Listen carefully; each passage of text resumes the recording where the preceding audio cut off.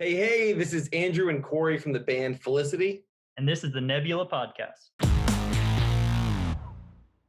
12 hours, just for the hell of it. We'll talk about everything. We'll call cancel band practice later. We got it. Cancel it all. Don't eat. We're just going to do this. Again, thank you guys so much for joining me today. I have Corey and Andrew from Felicity joining us today just to chat and just have some fun. We've been talking about Star Wars for a little bit.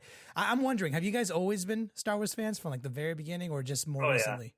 No, since I was a kid, I went over a friend's house in when I was in the 90s, and his dad had the original trilogy on VHS, and I would just always look at the covers and be like, oh, I want to watch this, because back then they wouldn't like air Star Wars on TV. Like now you turn on TV, like probably a Star Wars movie is on at some point, right? But this was like basic cable as kids. So I would always look at the covers and be like, I want to watch those. I was probably like 5 or 6. And then I talked to my dad. I was like, I want to watch Star Wars. So he took me, to the video rental store, which is a very old fashioned sentence. Damn. And rented me Star Wars, and we watched them, and I've been obsessed ever since. And then not long after that, they actually re-released the trilogy in theaters, like the special editions came out in theaters. So then I got to see them in theaters as a kid in the 90s. And then once episode 1 came out, it was like, all over for me. I've been obsessed ever since. I love that. You, Corey, what about you? Oh, yeah. So these 3 are actually my dad's that he got back many years ago. And so growing up. I'm so jealous, man. I'm so jealous. Like growing up, yeah, my dad, my brothers, all of us were just huge Star Wars fans. You walk in my apartment, and there's like little antiques of like R2-D2 figurines and stuff that were my dad's, that just growing up he had collected over the years and gave to me. So yeah, pretty much at an early age as a kid, my dad was always watching them and I would watch them with him. And then same like Andrew, once episode 1 came out in theaters, that was kind of like the first time I actually got to go to a theater and watch it. And so it was just like life changing. And then from then on, episode 2, episode 3, and then all the way till now. Yeah, what's it's popular in amongst like Star Wars fans to hate on the prequels, and then like the newer movies, it's kind of another topic. But for you two, I'm curious. I loved the prequels growing up, and as an adult, when I rewatch them, I still have this nostalgic feeling of how I felt. Obviously, in terms of like plot or whatever, that's a conversation for another time. But I'm curious for you two. Do you guys still love the prequels like you guys did back in those days? Oh yeah. Yeah, so I'm a little bit older than Corey, so he got to see the prequels as like a lot of like his generation. A lot of them got introduced to Star Wars really like at the prequels. Was like that's what hype was. My original hype was when they re-released the special editions in theaters. So when I was a kid, don't get me wrong, like the prequels were awesome. But now, like as an adult, like I probably watch them less than I would watch the other ones, just because it's like how many goddamn scenes in a Senate do we need to have in a 3-hour-long movie? And it's just things like that. But I obviously love it. And I'm the type of person, like I've played every Star Wars video game since they started coming out. If a Star Wars video game has come out in my lifetime, I've probably played it on whatever console I had to play to get it on. So like Corey's much more into the lore, like comic books and all that stuff. And I probably stick to like the original trilogy, the video games, and I love the newer movies too, except for Last Jedi. That one's awful. But I love the newer movies as well. Wait, Corey, how old were you when you watched the prequels? I'm trying to gauge like your age difference. So I was born in 95. Ah, okay. And Andrew, I was born in 87, so Corey and I are like 8 years apart. God damn, holy shit. I'm not a math guy, so I don't know. Yeah, something like that. Dude, that's actually pretty impressive. I don't see a lot of I mean, I don't want to speculate, but in my experience, in terms of like bands and stuff, I rarely ever see members who are like 10 years apart, at least at the young stages. You know what I mean? Like when you're a little older, like in your 30s or 40s, and it doesn't really matter as much. Yeah. But when you're younger, that's strange. I'm curious, how do you guys meet? It's amazing what you can find on the Craigslist classified. Let's just put it that way. Oh, interesting. Okay, wait, hang on. So what do you mean by this? Who put up what? Who put up a post on Craigslist and who found the other? It's oddly enough, like our entire band was found on Craigslist for whatever reason, the Orlando, Florida Craigslist. So I moved to Orlando, Florida for grad school. And once I graduated, I was like, okay, I want to start a band now, because I was always in band through college. And I moved to Florida, but was never in a band in Florida. But Orlando was the biggest city I've ever lived in. So, when I first was going to grad school here, I would go to local shows and I would try to like get into the scene. I'd be going to concerts all the time and be going to these venues, be like, oh, it'd be so cool to play a show here someday. So I went on Craigslist, just like there's a musicians classified section, and it's always guys looking for bands, and most of it's 45-year-old dudes looking to start a cover band to play like bar gigs and stuff, and it's like every now and then you'll find like a real post, but yeah, most of them are like that. Yeah. So I found our singer Damien had posted an ad, and he was actually in that cover scene here in Orlando. So he was making $200-300 a night playing live music several nights a week, and he just didn't feel musically satisfied from that. Like, you know what I mean? You're playing other people's songs, and sure, like people treat you like you're a rock star for that night, but at the end of the day, you're just like in a cover band. He always wanted to make his own music. So I reached out to him, drove across town on a random night and went to his parents' garage, oddly enough, as cliche as it is, and started jamming with him. And we vibed. We got along, and we started writing some music together. And eventually we were like, well, we need some other members of the band if we're going to ever play a show. Like, we were like, the goal was like, hey, maybe someday we could play a show of like original music. That'd be cool. So anyways, we found a couple guys. They didn't work out. Found a couple of other guys. They didn't work out. And eventually we found a lineup. And over the next, I guess the first 3 years, we kind of went through a lot of different lineup changes and started playing some shows. And when we got, a little bit further along where we actually had pictures of us playing shows, when we would put on Craigslist, like, we're looking for a drummer, we're looking for a guitar player, we would get like higher caliber people responding because they saw that we were like, someone had our shit together, or at least we're playing shows. And that's how, Corey found one of our Craigslist ads looking for a guitar player. And it's now been like probably 6 years of having this lineup. So like the entire lifespan of Felicity, like those first year and a half was very tumultuous with the lineup. It was really just Damien and I, and then different faces. But since we've had this lineup of what we currently have, it's been full gas, full steam ahead. Yeah. Wait, Andrew, are you the singer, guitarist, or what do you play? So I'm the guitarist. Corey's the guitarist, and Corey originally it was me on guitar. Damien, our singer, played guitar, so we'd play guitar and sing. And then when we were like, okay, if Damien's just going to be a front man, we decided early in our band career, we decided like Damien's going to be just a front man.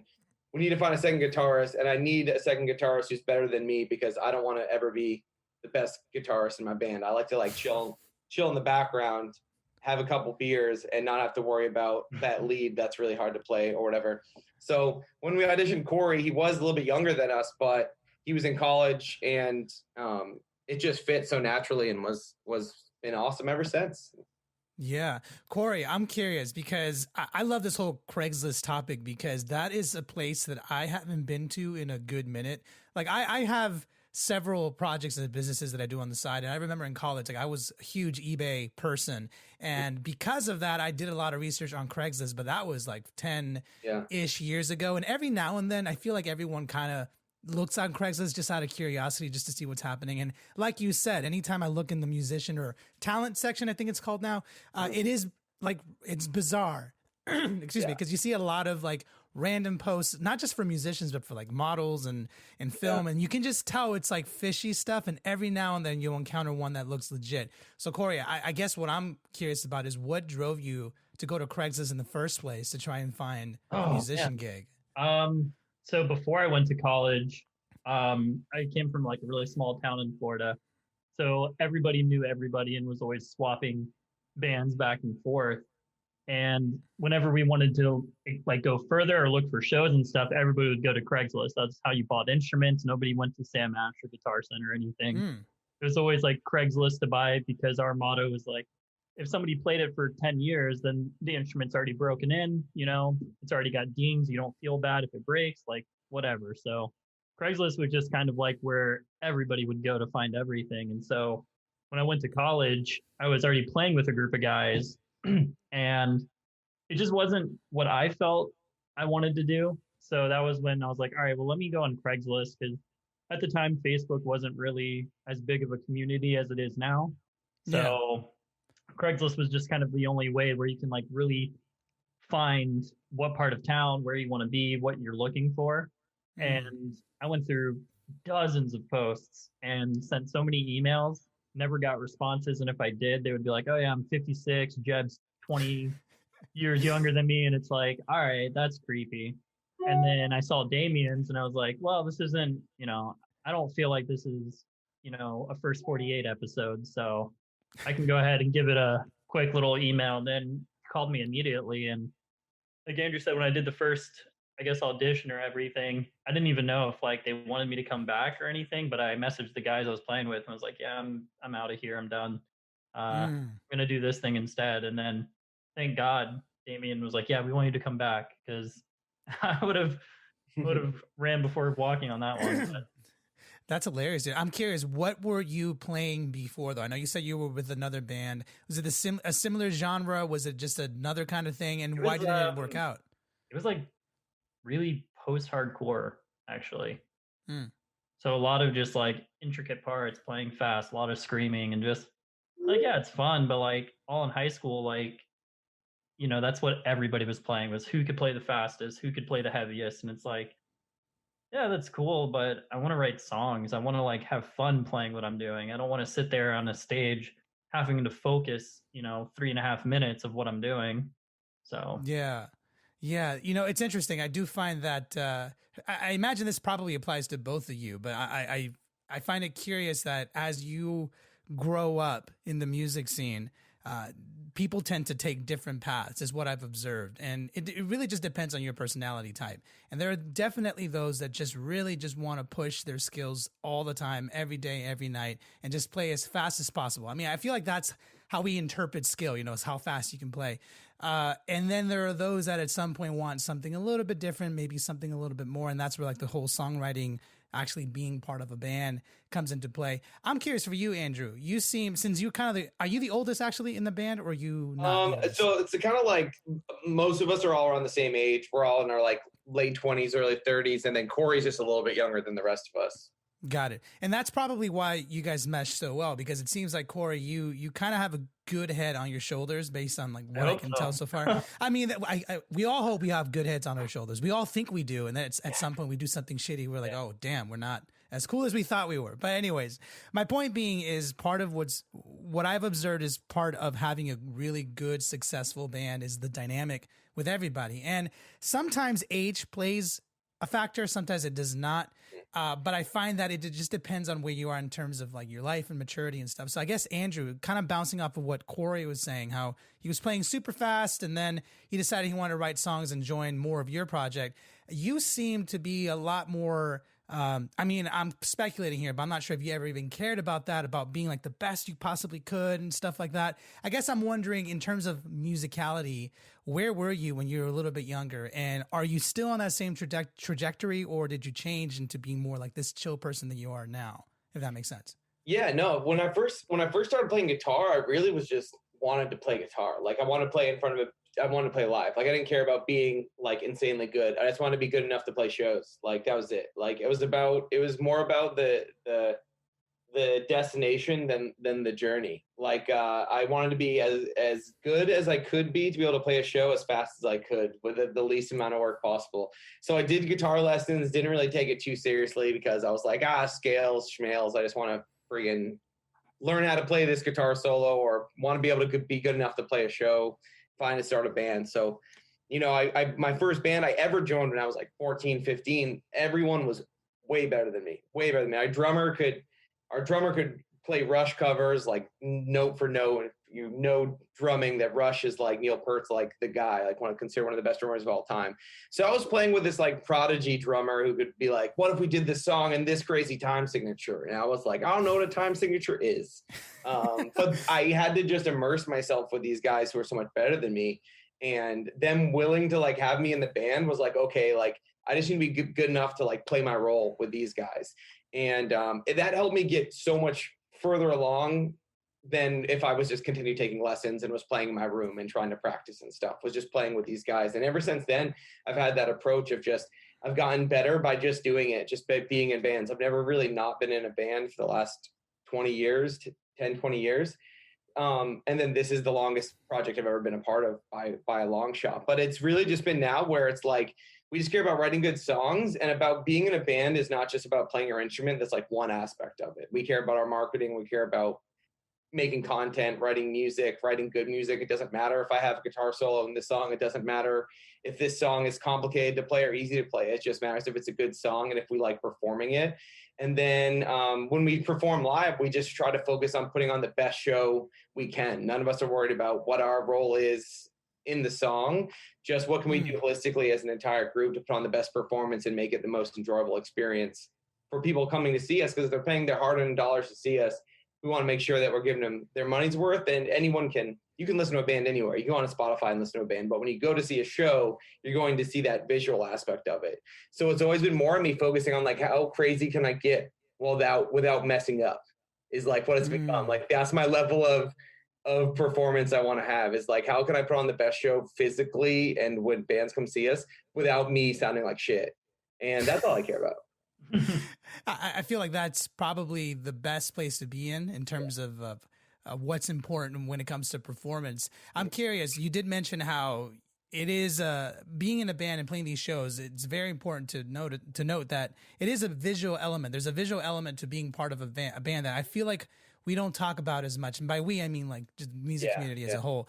I feel like because I'm involved in a lot of different other genres, like for me, for example, I love the production side of like electronic music, for example, where one would argue that the visuals and what you see on stage is half as important as what is actually being played. It's like it coexists basically. But one thing I remember from my time in playing with like bands and songwriters is that shifts dramatically when you're talking about like a band or a songwriter. The importance is the person playing, and 80 to 90% of capturing people's attention is what they're watching.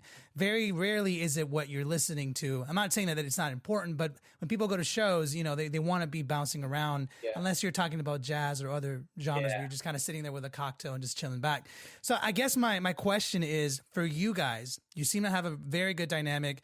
Yeah, I know you said that you don't have any definitive roles, but I find that when there's a good dynamic in a band, the roles sort of kind of make themselves up, if that makes sense. Yeah. And people kind of just step into them. So I'm curious, when you guys plan a show, do you guys, or I guess what I'm wondering is, Andrew's the chill one, right? Or are you the crazy one when you're live? And is Corey the chill one? Or like, how do you guys plan that out, that live performance? It's all kind of based out of our personalities too. Yeah.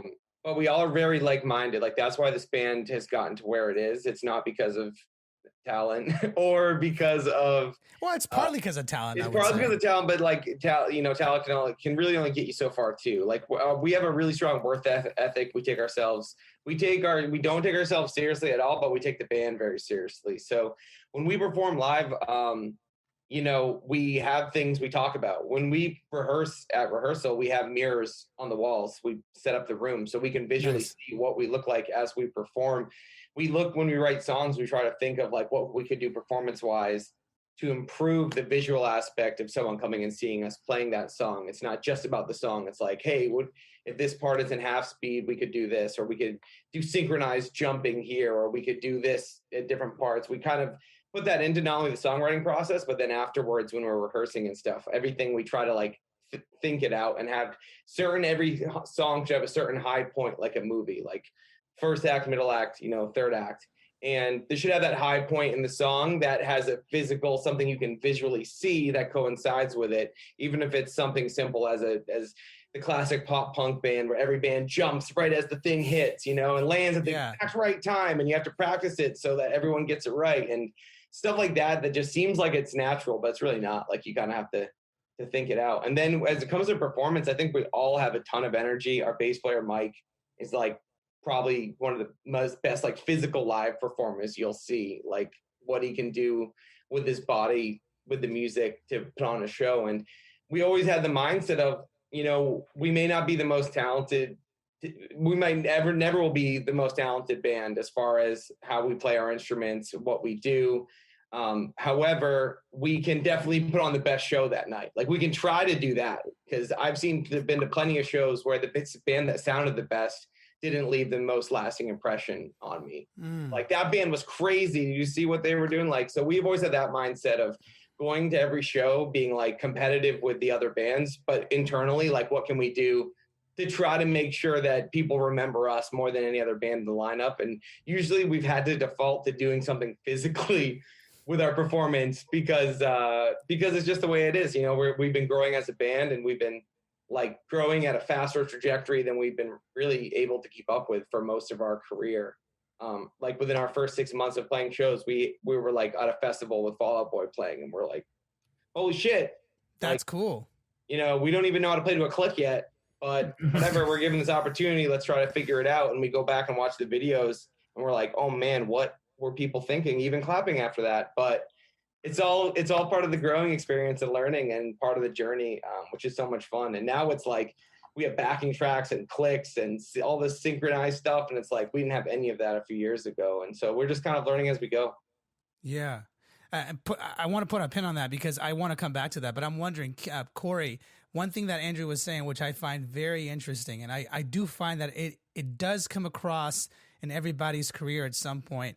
And I don't know, like I'm curious what your thoughts on this. So one thing Andrew was saying, which I thought was phenomenal, the way you said it, was the storytelling element of like a live performance. It's something that I don't see a lot of, and I don't want to say amateurs because I have a love for everyone who's learning and trying to do their own thing. That's who listens to the show. But I do find that there is this turning point that when you're just starting out, you kind of just want to do whatever. And then at some point you start to have more emphasis on how to do things the way that you want to, right? And so story elements when you're performing, I think it's a great analogy on like beginning, middle, and end. In your experience, Corey, when you first joined the band, was that something that you felt was drawing you towards joining Felicity? Or I guess what I'm asking is, what was it about Felicity specifically that you were like, yeah, I got to be a part of this band? I mean, you walked out on the other group too to be a part of this before you even knew. But I'm wondering, like, did you watch them perform live and did you see those elements being played out in front of you and you were like, yeah, they've got it. They got everything nailed down and I got to be a part of that? Or were there other things that you were like, yeah, this is for me? No, I had never seen a video. I'd never heard really any songs until Damien sent me the email back. What really drew me towards sending the audition was growing up. I had always, just like Andrew, I'd always been in bands. I had been in orchestras. I've been in jazz bands. Like music has been such a huge part of my life. And it's what I knew I always wanted to do with my life was being able to at least put bread in my mouth with music. I don't need a mansion. I don't need a yacht. I just need to be able to survive and then I'll be good.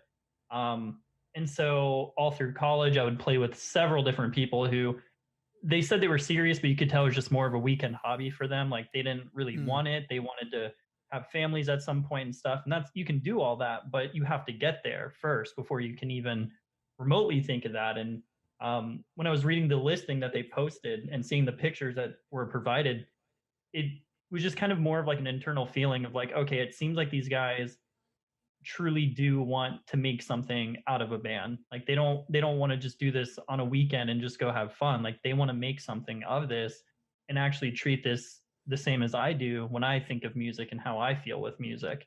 So it was the first time out of the years that I've played where it felt like, I finally found guys who shared the same mentality that I wanted. And Andrew can attest to it. Like we've all sacrificed birthdays, funerals, weddings, like so much stuff for this band.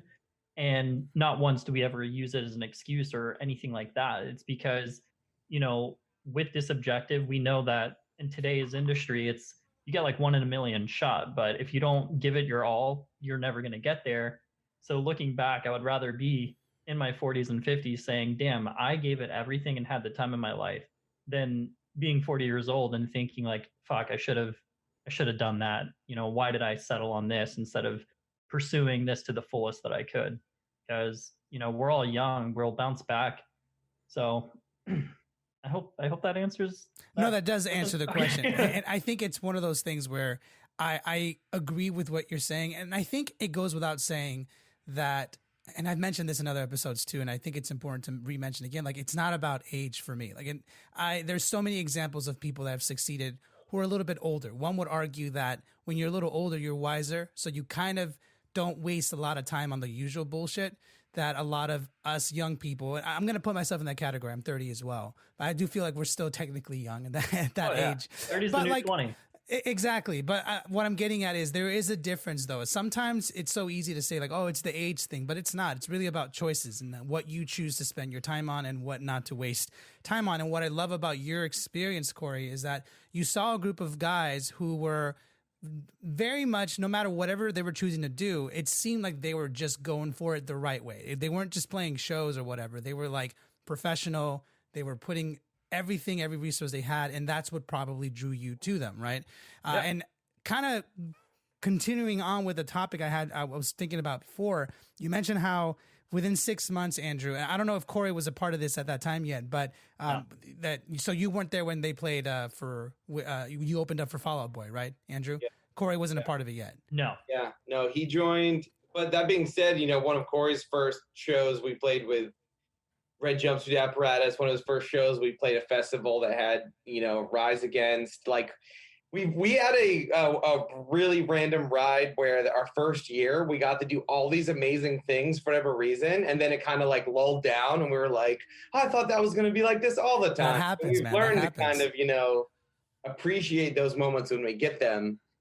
And savor them, because you never know when they could be taken away from you, like this past year where we haven't played a show for a year and a half now at this point, right?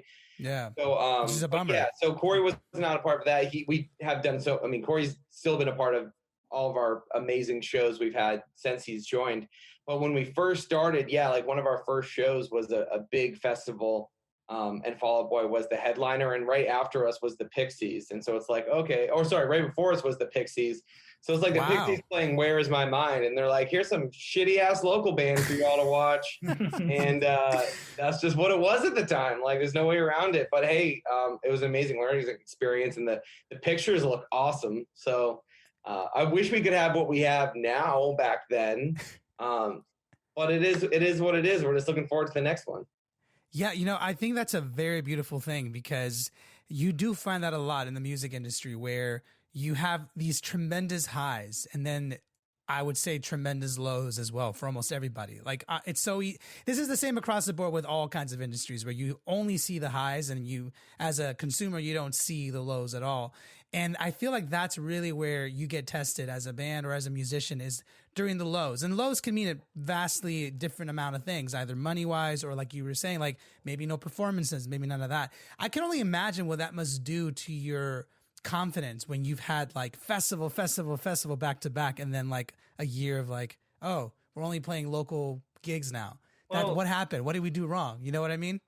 Yeah, it's, one thing that's really amazing about, all five of us is we make sure that nobody, thinks they're bigger than the project or that there's an ego. We try to look at it as like a giant family all together. And, if Andrew has a problem, it becomes all of our problems. Like, we take care of our own type of thing. So when we have these like low moments, we don't really look at it as like, oh, how come we were playing like House of Blues? Now we're doing like, a dive bar. Like, we look at it as like, okay, we had these series of good events. Now we're just kind of in this like lull period.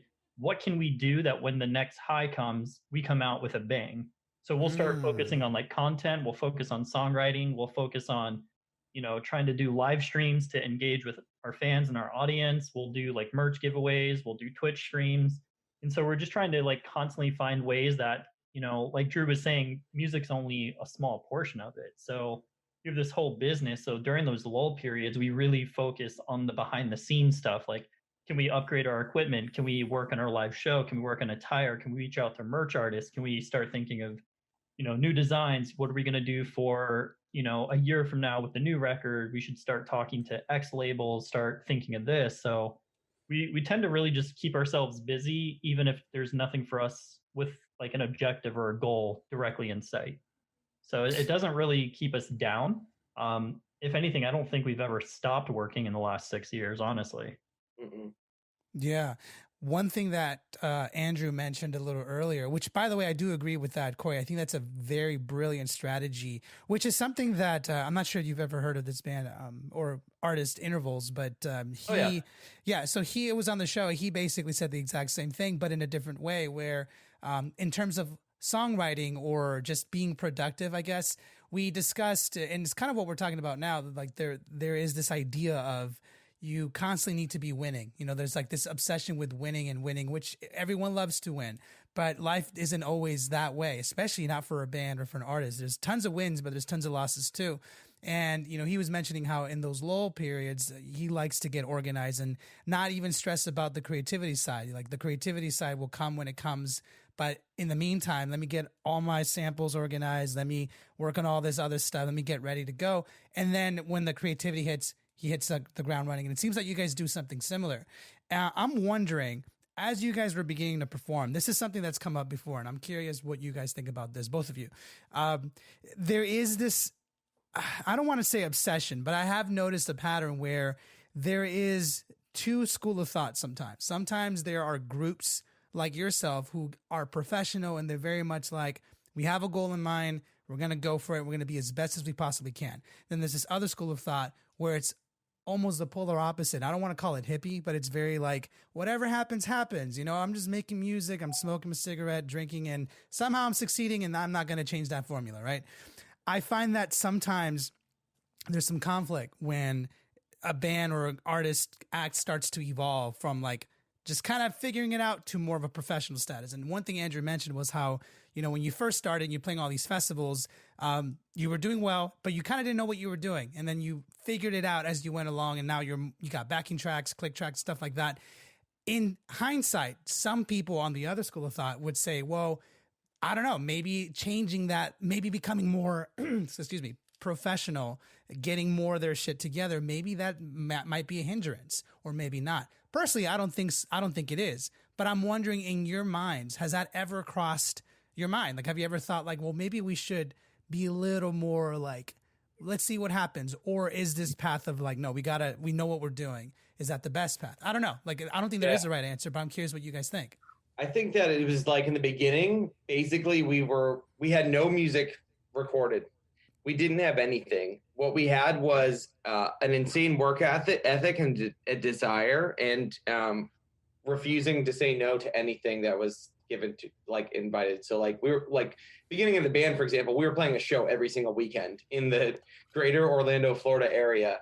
And, you know, we'd have our 5 to 10 friends show up and get drunk and, you know, sing along on anything they remembered from the last time they came and saw us the previous weekend. But it was really like that, like our little community of friends who would come over. And then we found out, like, eventually people started making other plans, and eventually, like, less and less, you know, people started turning up, and it's like, maybe we shouldn't be playing every single weekend. But at the time we were like, hey, if there's 2 people who have never heard of us before here, that's 2 more people who might remember us and come next time. And we played shows for no people. We played shows for, you know, 1,000 people, like we did with that Fall Out Boy show. And it was just learning that, like, you know, sometimes less is more. Sometimes it's better to, you know, maybe only play once a month and spend the rest of that time, you know, working on recording music or making merchandise so that you can take better advantage of the opportunities. And it was kind of just shifting that mindset of, at the beginning, we just had to be go, go, go, go, go, because we didn't want to waste any time. And we were already, you know, so eager to just get into the scene and get playing shows and have people know who we are.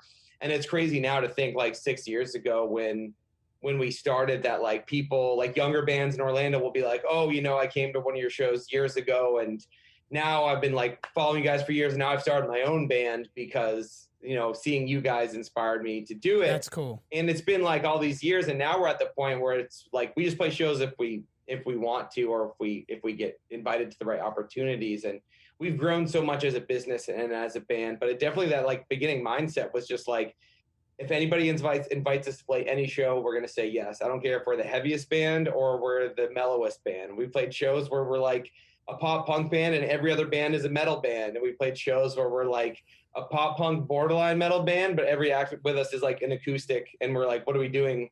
Like, why were we invited to this? So we've done it all. We've seen it all. And, you know, we went on tour, like, even before Corey joined the band. We're like, let's go on tour this summer. And we just started calling places around the country and got places that would let us play. And then we just hopped in a minivan that literally had enough seats in a minivan for all of us to sit, and that's it. Like, we were sitting like 3 wide in the back seat for 8 hours like this, sitting next to each other. And we just made it happen. We just did it. And were any of those shows like good turnout? Absolutely not. But it was fun, and we were doing it and getting the experience. And we said we were going to do it, and we did it. And so that's always just been our mindset, is just go, go, go. Like, worry about what happens, you know, next later, and we still do say yes to pretty much everything as long as it seems like the right opportunity now. But it's been a huge learning experience. Like 6 years is a long time, but at the same time, I still think that we're still this, because we are still this like small band, even though we've gotten to play some cool shows and done some awesome things. And out of every band that's ever existed in the mythos of every band ever, we're probably already in like the 90th percentile because of some of the shows we've been able to play and some of the things we've been able to do. But it's never going to be enough for us. Like, until I'm like, we're Metallica, I don't care. Like, going to keep pushing as hard as we can. That's the goal then, huh? Yeah. Metallica. Hey, I can't think of anything bigger, like better than that, in my mind. That's my personal mind. I mean, in terms of bands, that's probably one of the bigger, I'm not sure if the most successful one, but it's definitely up there. But I think just the balance of like a dedicated fan base that they could go anywhere in the world and sell out any arena they wanted any day they want. They could be like, hey guys, we're playing a show in LA today at this arena, and it would sell out. Like enough people would show up. But then also like the longevity of them, even though like if you follow them as a band, like it's obviously not been the road I want to be on. But just the fact that like how successful they are while staying true to themselves and being able to make rock music like accessible to everybody and metal music accessible to everybody. We're like, my mom knows who Metallica is. My little, so your little sister probably knows a couple songs, like accessible to the entire world. That's what we want to be. Want to like be a band that plays rock music because we love rock music. We've always loved rock music, but also have it be something that's accessible to anybody. I want to be able to show my grandmother my music and have her not be like, why is he screaming? Which a couple years ago, we weren't able to do that. And now we are with our new record. We're like, have branched out and been a little bit more accessible. And that's helped us a ton with our confidence and growing our fan base the past few months. Yeah. Well, this is a question actually for both of you, because it's something that I have been very curious for a while. So I definitely love the rock scene. And I think almost anyone who's a musician has massive respect for a lot of the just instrumental legends that have come before us, a lot of them were in the rock scene. Obviously there's other genres too, but I have noticed, and I've talked about this before too, how excuse me, my throat today is weird. When it comes to musical genres lately, for whatever reason, there's been a lot of, I want to say combinations or merging of genres. So a lot of genres that we would have like separated 10 years ago are now kind of mishmashed together, which is fine. I think it's provided some very interesting outcomes. But when it comes to rock music, that is something that a lot of people are debating on where the status of rock music is right now. It's not as big as it was back in like the 90s or early 2000s, but there are a lot of other subgenres that are starting to kind of pop up lately of rock music. And it's hard to tell which ones are gonna pop off next, but there is like this sort of like, right now there's a lot of people watching the rock scene because they're seeing that something is happening and that something will happen. They're just trying to figure out what style it's gonna be, and then they're gonna go for it. I'm curious for you two. I think you guys fall into like the pop punk genre, if I'm not mistaken. Kind of chime in a little bit of how that world is going right now. Like I remember talking to Neck Deep about it, and just other people. And I'm not a huge expert in pop punk, so forgive me if I'm completely uneducated.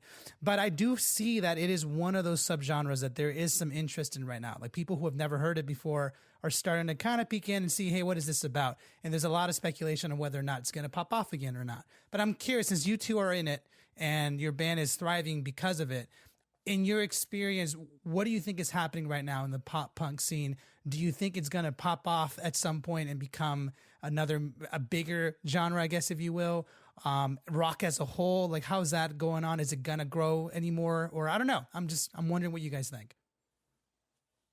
I think a lot of it, like music, I feel like music and culture, and especially American culture, is like, it all goes in cycles, right? So like 60s, 70s, rock was huge, right? And then it was the biggest genre, like pop music was pretty much ever. Rock music at that point. Yeah. And then the 80s, it became more about like, it was like synth rock. It was still rock, but it was like a lot about synths. And 80s pop music was like not rock music. Like 80s pop became huge. And then the 90s came and people like rock peaked with like hair metal again in the 80s, and then grunge came and rock became back, and then it took a little bit lull to the later 90s when pop music started becoming big with boy bands and things like that. And then you see like a resurgence in the early 2000s with rock music, and then these lulls, these things come and go. And I think we just were kind of like, we talk about that 80s like synth wave that came, like we had that the last decade with like EDM becoming like on the forefront, and so much pop music incorporating EDM into it. Rap music had EDM in it, and pop music had EDM in it, and there are all these like kind of blurring around their genres, and rock kind of was left on the outside for the last decade. But yeah, you know, we just hope it comes back. I think, you know, the cycle is starting to swing back this way. You have people like Machine Gun Kelly, who's opening up an entire new generation to pop punk music specifically, just because he loves it and showing people about it, and he's good at it too, and he's amazing at it. And a lot of other artists are starting to like have more fun going into rock music, and it all goes into like fashion too. Like right now, it's like all the fashion that's coming out right now is popular looks like 90s fashion. And like before that, you had like, I remember in the early 2000s, bands were dressing like bands would in the 70s. You have like the Strokes and the White Stripes and all these bands that were huge. And they all had that kind of 70s vintage vibe. And then they would wear like bell bottoms and grow their hair out. And then it's like, so it all just goes in cycles, right? And plays off what comes next. So I do think rock's like going to be kind of on an upswing coming back. At least we hope so. And I think it's because a lot of these artists are like willing to venture into it, and kids being a little bit more acceptable to it. But right now, I think still pop music and rap music is probably the most consumed genre in our country, but I think it'll come back eventually for sure. Yeah. What do you think about that, Corey? I mean, in your opinion, do you feel like rock music is going to experience a huge upswing? Maybe not necessarily this year, but definitely soon. It feels like it might happen very, very soon. And I'm curious for you, do you welcome people that are maybe not necessarily hugely interested in rock, but do you welcome them into, if they're interested, do you welcome them all in, or do you feel like they need to kind of do a little bit of research or like understand it a little bit better? I don't know. Yeah. No. I think with music, if you don't know the name of an artist or the name of a song, it doesn't matter. Like these like people who are like, so like, you know, regimented on like, if you wear a band shirt, they're like, you need to name 10 songs. It's like, dude, chill. Like they like it. They like it. Like, what more could you ask for? If somebody likes it, they like it. You don't need to hound them on it. I do agree with Drew that, you know, everything does come in cycles, and everything is sort of a remix of a previous thing. Nothing is like truly original. It's just how you remake it to be unique to fit with the time.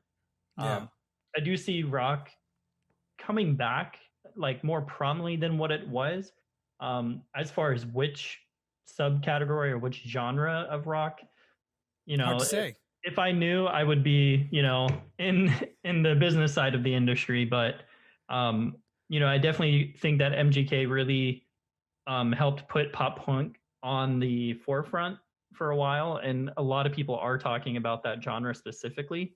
I think as far as blending the genres, A Day to Remember was their recent album, also did a lot of experimenting with modern pop elements that I think helped introduce a new genre of, I guess, like easier rock for people. So I think it's hard to say. Like, I think it also goes into like, the way our brains work or in our culture is like, you know, people tie on to things that are like niche and like kind of either nostalgic, niche, or like you feel like you're cool and superior because you like this thing that not many other people like. And then people start seeing like, oh, that's cool. Like, I want to be like that. That's trendy. And then it blows up. And then a lot of people leave it and they're like, that's too mainstream now. I don't like it anymore. And then they leave and they go pick something. So like in the 90s, rock music was huge.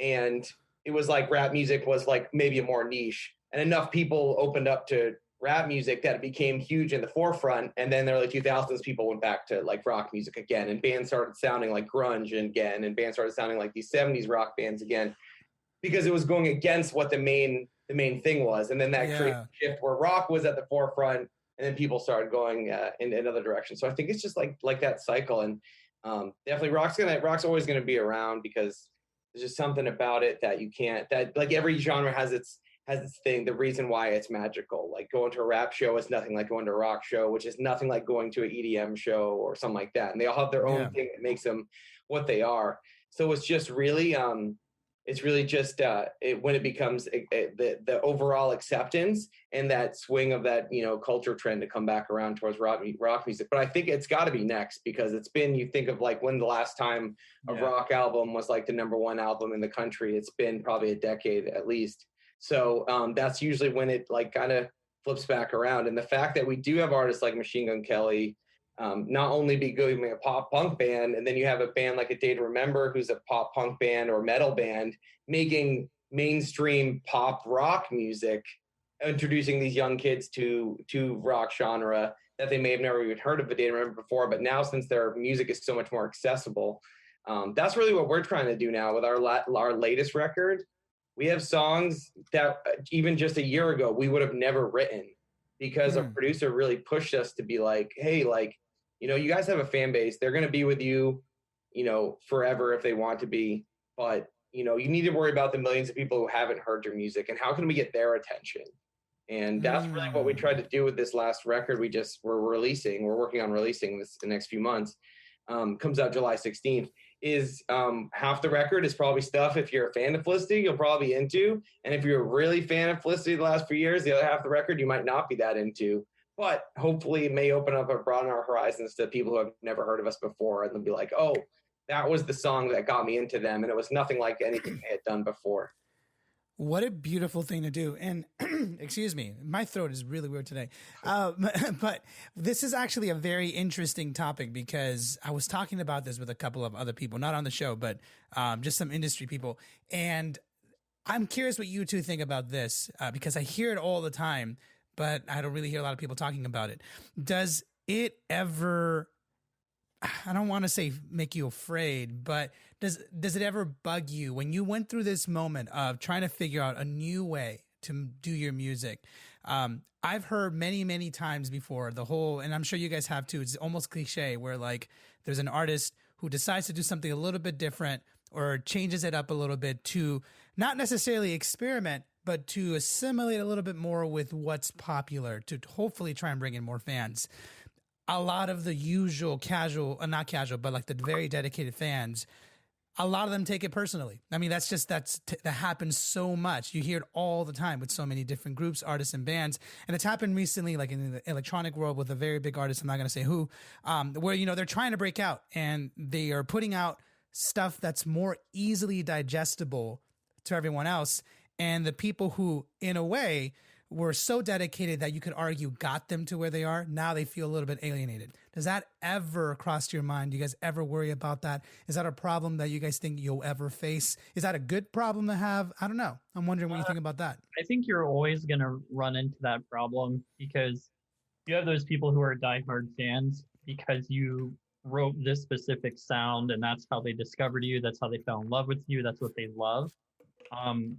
And so, you know, you're going to get some people who are disappointed that you're experimenting and trying new things. And then you're going to get some that are welcoming and accepting of it. You know, I can say as an artist, you know, it's kind of offensive, because you know, the stuff we wrote 4 or 5 years ago, we were in a different mental space. We were in a different time in our lives. Like, that's who we were then. Yeah. You know, what we wrote last year with this new record coming out was so much more personable and using more of our true selves, that it's kind of just like, it's just weird that people would expect you to not want you to grow as a person. And the more we grow as people, and especially a family of a band, you can hear that in the music. It evolves, it changes, it matures, or it becomes more unique. And when people get offended by that and they, like, you know, want to outcast you and throw you to the side, it's just like, it's almost just kind of like a slap in the face, because it's like, okay, so I'm not allowed to express myself, almost like you have to solely provide content that this one specific person wants, when, you know, the things that we're writing might be easily relatable to somebody from across the world who may be going through a problem that we just did, and it helps them. So I think we're all guilty of it too. Like like my favorite band releases a record that I don't personally vibe with, and I take it as a personal attack, and it's like, oh, they sold out or whatever. But it took me a hey long man, time. I'll sell out today. Let's go. Like for some just kidding. Like as long as we're making music that we enjoy making, and hopefully people like it, either way, we're not gonna stop. But definitely with this record, it's more about us just pushing our own boundaries of songwriting, because we kind of are in this echo chamber of music when we're younger, that you really get obsessed with like maybe one genre as you're younger, and you really just want to make music that sounds like this band or this band or this band. You never really think about what does your band sound like, and that's what Felicity has struggled with most of our career, was being compared to other bands. They're like, oh well, if you like this band, you'll like them. If you like this band, you'll like them. And we just want to try to make something that's unique to us, that we're not hearing other bands doing, that we enjoy making. And so many of us in the band have branched out into listening to different genres of music over the last few years, even though we were kind of in our like pop punk, hard rock echo chamber for the first few years of this band. But the latest few years, I think maybe it's maturity, or maybe it's just being in the music scene and hearing what is popular and doing more research into what's popular and being like, wow, this is actually really good. I wonder if I could combine this with some elements of stuff that we would do.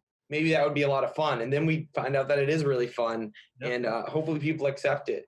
But that's kind of just, I think, the way the human brain works when you become a fan of something, like it's like a sport team. When your team trades away your favorite player, you take it as a personal attack, or when a band writes a record you don't like. It also, like, you pretty much just hit it right there, man. Like it goes back to just how old you are, even though we said, age isn't really important.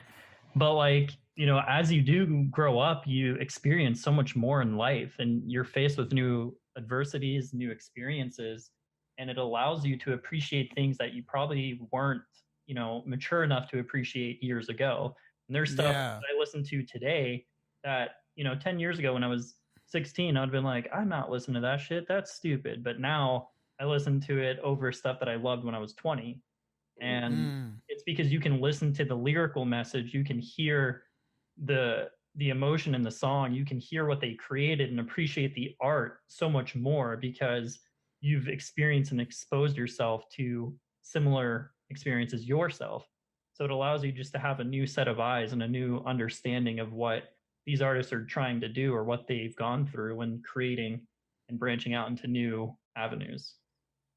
Yeah, and I think it's very well said, both of you, because when it comes to art, it's such a vulnerable thing for everyone, not just for the creator, but for the people who consume it as well. It's something that can easily become part of your identity, especially if it helps you through a rough time or through a lot of your when you're growing up. It basically helps you define who you are. And I can totally understand why, like you said, Andrew, I think we're all guilty of it at some point. Even if we're not aware of it, we've all done it at some point. Oh, yeah. Where we feel like, oh man, this was me. Like this was what defined me. And now it's different. Why is it being taken away from me? But the reality of it that I'm taking away from both of you, which I think it's a very wise observation, is just, it doesn't change what you made a couple years ago. It doesn't change the artwork that we connect with so much, but everyone changes, myself included, the listeners included, everyone changes. And I think to get in the way of an artist from just trying to do what they feel like doing, it's just as selfish, to try and be that judgmental. But I totally understand where everyone else comes from. And I do think it's an interesting topic where I don't think there ever will be like a right answer. There's going to be people who are going to like it, some people that are not. But I do think that, I don't know, like I do think there is something to appreciating what you connected with at a certain time and understanding, hey, I'm changing. And so is the person that I love who created this. And so I may not necessarily like the new stuff, but I can still appreciate what they made at that time that meant so much to me. I think that's a very good way of looking at things. And I think you guys are doing that equally. And I'm curious, for the new stuff that you guys have been making, I'm not sure if you released your album just yet or just a single, but have you guys released any of that new stuff yet?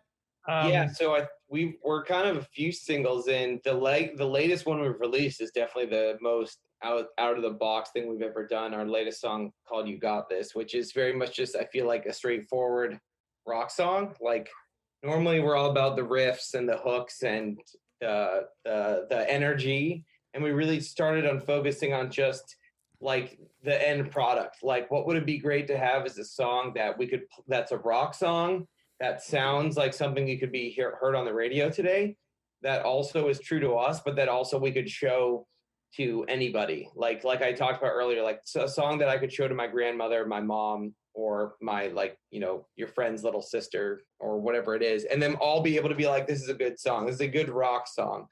And we never had anything like that. And that's kind of like, we present ourselves with that problem when going into writing the song, and then kind of built it out from there, like outwards. And so that's what came out. And it's been crazy because, you know, there's some people who are diehard Felicity fans, and they think, you know, this is probably their least favorite song we've ever put out. But for every one of those, there's people who are like, you know what? I never really dug you guys, or like was really into your guys' genre of music, or was never really into rock music in general. But that song is awesome. I added it to my playlist or whatever. And we're getting so many people saying stuff like that. So I think being polarizing is a good thing. Like, and you know, there's always going to be people who dislike you no matter what, right? Yeah.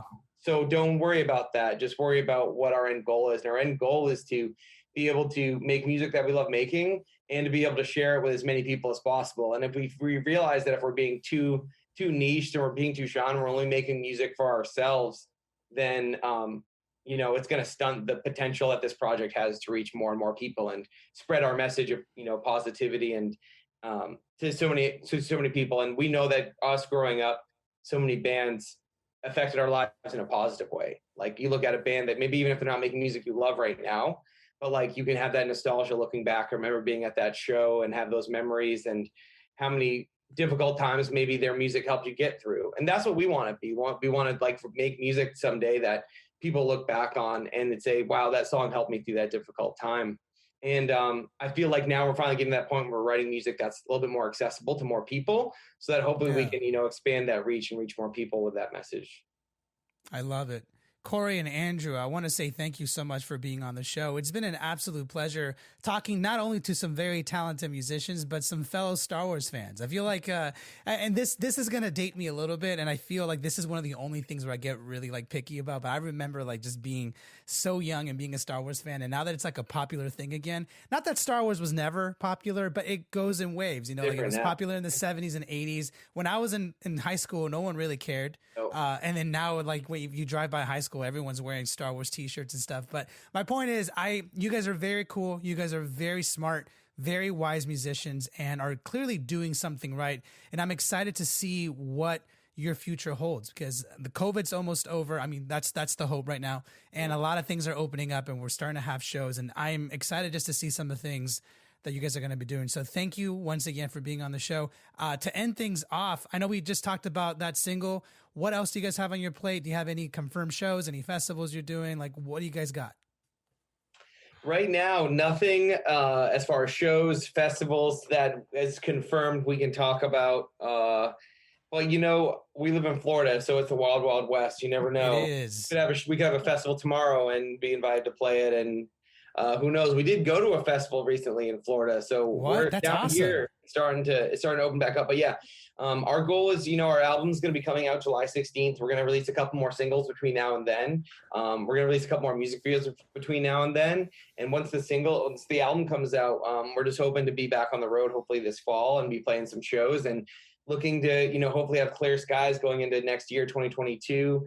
And hopefully just play as many shows as we goddamn can, because this past year and a half of not playing any has been rough. So we're just really looking forward to that first day we can all get on stage together and do what we really love to do most, which is to perform. Like, that's why we're in a band. We love recording, we love writing music, we love all the stuff, but performing live is our favorite thing to do as musicians. So we're really looking forward to that.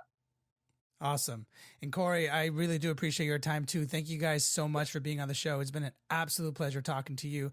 And I don't always say this, but I will wish you luck. I would wish you luck, but I don't think you're going to need it, because you guys are doing some cool stuff. So thank you so much for being on the show. I really appreciate it. For having us.